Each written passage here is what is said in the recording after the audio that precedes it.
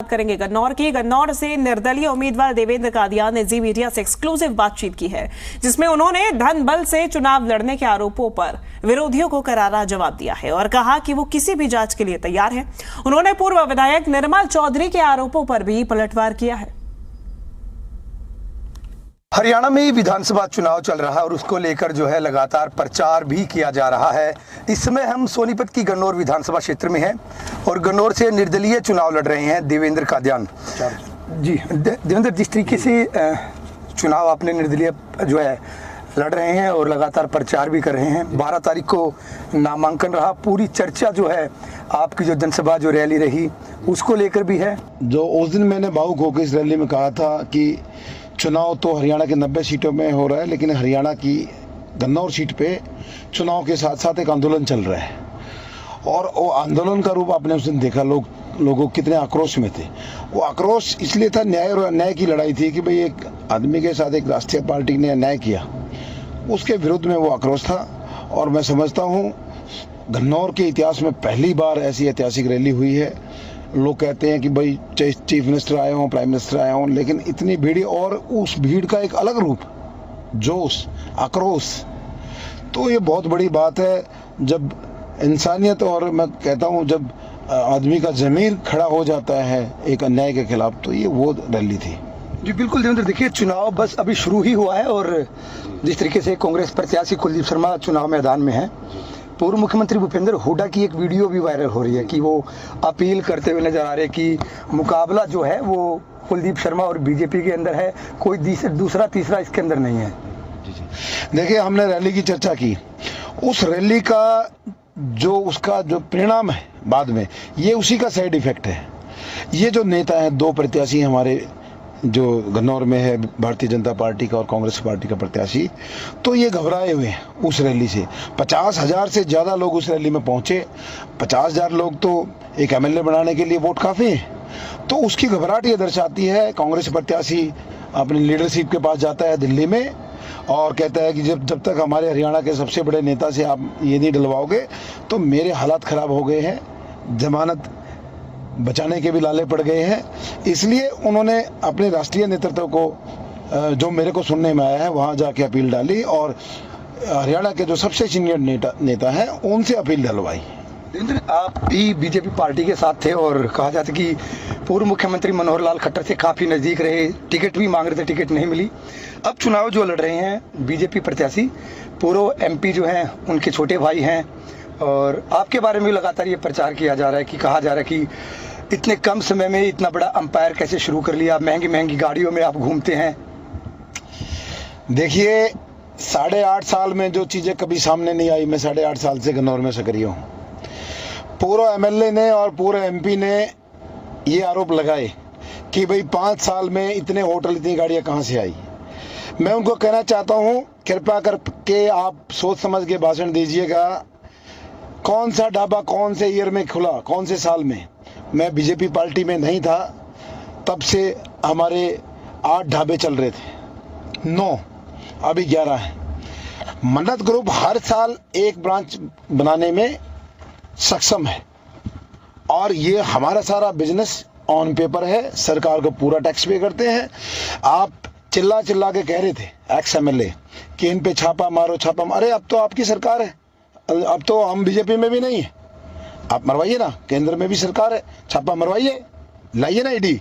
हमारा सब कुछ साफ है, शीशे की तरह सब कुछ साफ है, हमारा सारा व्यापार कागज पे है। रही बात बड़ी बड़ी गाड़ियों की, बड़ी गाड़ियां हम अपने पसीने की कमाई से लेते हैं।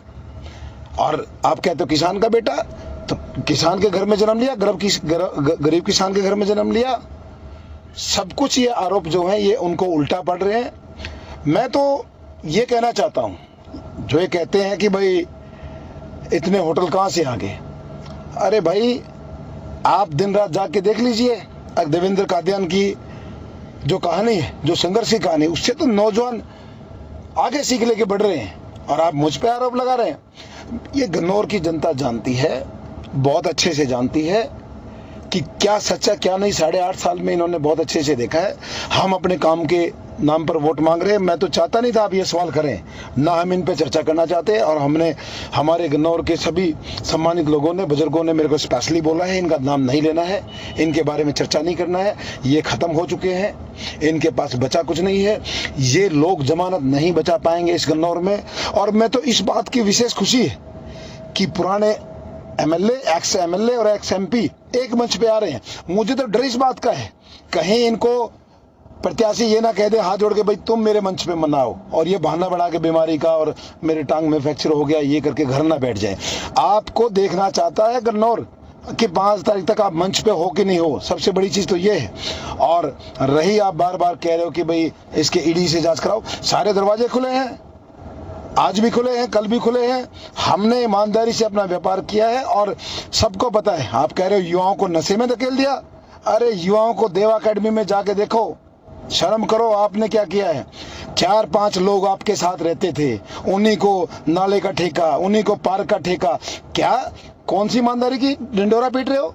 जिस तहसीलदार की बात कर रहे हो वो 3 साल, 2.5-3 साल आपके बीच में रहा, जब तक आपको माल देता रहा, जब तक ठीक था। वो एक दिन में वो बेईमान हो गया।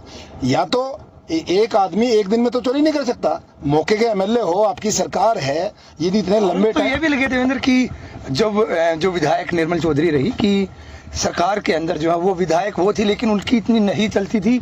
देवेंद्र कादियान जो है वो मुख्यमंत्री की जो मनोहर लाल खट्टर उनके नजदीक थे, वो ज्यादा चलाते थे, उनकी हल्के में इतनी चलती ही नहीं थी। देखिए ये चुनावी सीजन है और ये सारे आरोप 5 तारीख तक रहेंगे जारी। मेरा ये मानना है कि एक मौके का एमएलए, और जो मैंने रैली में कहा उस बात को भी गलत तरीके से पेश किया था। मैंने कहा मेरी बड़ी बहन आपने 5 साल गुलामी में निकाल दिए, और किस आदमी के साथ निकाल दिए गुलामी में, किसके दबाव में आपने काम किया, उस बात को भी तोड़ मरोड़ के पेश कर रहे हैं। लेकिन हमारी 36 बिरादरी के लोग, हमारा समाज, हमारे बारे ने इसको जवाब दिया कि देवेंद्र कादियान के कहने के भाव वो नहीं थे। मैंने कहा कि 5 साल एक ऐसे नेता की गुलामी में निकाले जिसने आपको काम नहीं करने दिया। अब आप ठिकरा फोड़ रहे हो कि मेरे सीएम के मेरे नहीं चलती थी। अब चुनाव से जब आपकी टिकट नहीं है, आप चुनाव नहीं लड़ रहे, जब आपको ये बात याद आ गई मेरे सीएम ने मेरी मानी नहीं। पहले तो लोगों के बीच में नहीं रोई, अब मैं हाथ जोड़ के रो रही हूँ, अब मेरे को बचाओ, मेरे को मुख्यमंत्री नहीं मान रहे हैं। पहले तो कभी जिक्र नहीं आया, अब जब आप उस पद से हट गए तो सीएम ने नहीं मानी। शर्म करो। आप लगातार अपनी रैली की चर्चा करेंगे, बहुत बड़ी रैली रही, लेकिन आरोप ये भी लग रहा है कि इस रैली के अंदर जो है वो बाहर के लोग बहुत ज्यादा थे। बाहर से देवेंद्र कादियान ने अपने जो है धनबल के आधार पे इस तरीके की जो रैली है वो की। जो गन्नौर विधानसभा क्षेत्र के लोग हैं वो रैली के अंदर नहीं थे, बाहर से लोग लाए गए थे। देखिए इस बात का जवाब तो गन्नौर 5 तारीख को देगा। और जो ये 10-10 किलोमीटर के ट्रैक्टर ट्रॉलियों की जो लाइन लगी थी, हमारी माता बहनें, हमारे खदरे के लोग, शहर के लोग, ऐसे पैदल चल के व्यापारी भाई, और जो 36 बिरादरी के लोगों ने वो आक्रोश किया था, ये आक्रोश 5 तारीख को आपको पता चल जाएगा कि ये बाहर के लोग थे या गन्नौर के लोग थे। ये लोग, इनके अंदर जमीर जिंदा था, इनके अंदर इंसानियत थी, इसलिए लोग घर से निकल के आए हैं। आप जितना मर्जी आरोप लगाते रहिए, आप ईडी लाइए, वो लाइए, मेरे परिवार को भी धमकी मिल रही है। ये लोग हमें परिवार को धमकी कौन दिला रहा है?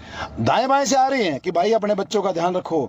मैंने उनको कहा, मैं कहा आप मुझे डराने की कोशिश मत करो, हमारे बच्चे जहाँ हैं वो ठीक है, और वो परमात्मा से बढ़ के कुछ नहीं, जो होगा हो जाएगा।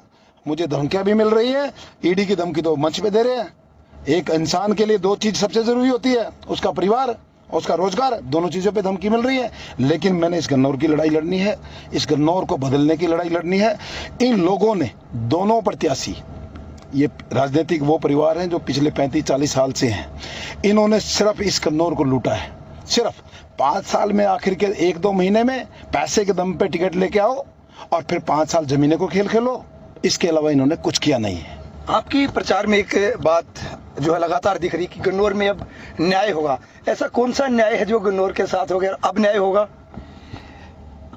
मैंने न्याय और अन्याय की बात इसलिए कही है, जो लोगों की भावनाएं होती हैं, जो लोगों के इमोशंस होते हैं, जो लोगों के बीच में प्रतिनिधि के तौर पे आना चाहते हैं, जो मेहनत करते हैं, सेवा करते हैं, लोग जिनसे उम्मीद रखते हैं कि भाई इस नौजवान को आना चाहिए। और पिछली बार भी नेतृत्व ने कहा था बीजेपी पार्टी के कि भाई अगला चुनाव लड़ाएंगे। अरे हमने कौन सा आपने कहा टिकट के लिए लॉयल्टी जरूरी है, विनेबिलिटी जरूरी है। अरे विनेबिलिटी भी थी, लॉयल्टी भी थी, और जिन लोगों में ना विनेबिलिटी थी ना लॉयल्टी थी, मैं तो प्रदेश अध्यक्ष जी से भी पूछना चाहता हूं, मेरे बड़े भाई, कौन सी कलम से आपने टिकट बना के दे दी है? ये जनता क्या आपके बारे में चर्चाएं चला रही है, और उसी का ये असर भी है। आप देखो भारतीय जनता पार्टी का कौन नेता यहाँ प्रचार करने आ रहा है। इसका मतलब कोई ना कोई बड़ा खेल हुआ है। हरियाणा की बीजेपी पार्टी उसमें शामिल नहीं थी उस खेल में, मेरा ये मानना है। कहीं भी नजर नहीं आ रहे, ना कोई पर्चा भरवाने आ रहा, ना कोई प्रोग्राम में आ रहा। इसका मतलब वो आहत है, कोई ना कोई मजबूरी ऐसी हुई है जो टिकट में उनकी मजबूरी है। कोई भी हरियाणा की लीडरशिप या पार्टी का बड़ा नेतृत्व नहीं है। अब कौन उसका फार्म भरवाने गया वो सबको पता है। तो ये सारी चीजें हैं, लेकिन जो भी हुआ, अब मैं गन्नौर का प्रत्याशी हूँ, गन्नौर के लिए जीऊंगा, गन्नौर के लिए मरूंगा। चुनाव के बाद भी गन्नौर के 36 बिरादरी लोग फैसला करेंगे देवेंद्र कादियान किस तरफ जाएंगे, किस तरफ उनको काम करना है। जी, ये थी गन्नौर से निर्दलीय प्रत्याशी देवेंद्र कादियान। लगातार चुनाव के दौरान जो है आरोप प्रत्यारोप का दौर जारी है, लेकिन देवेंद्र का कहना है कि वो गन्नौर की लोगों की लड़ाई लड़ रहे हैं, गन्नौर के लोगों की हक की लड़ाई लड़ेंगे, और 5 तारीख को जब नतीजे आएंगे तो उनके पक्ष में होंगे। ये भी देखना होगी कि जनता अब किसे वोट डालती है। जब नतीजे आएंगे ये तभी साफ हो पाएगा कि जनता ने किसे अपना प्रतिनिधि चुना है। सोनीपत के गन्नौर से जयदीप राठी, जी मीडिया।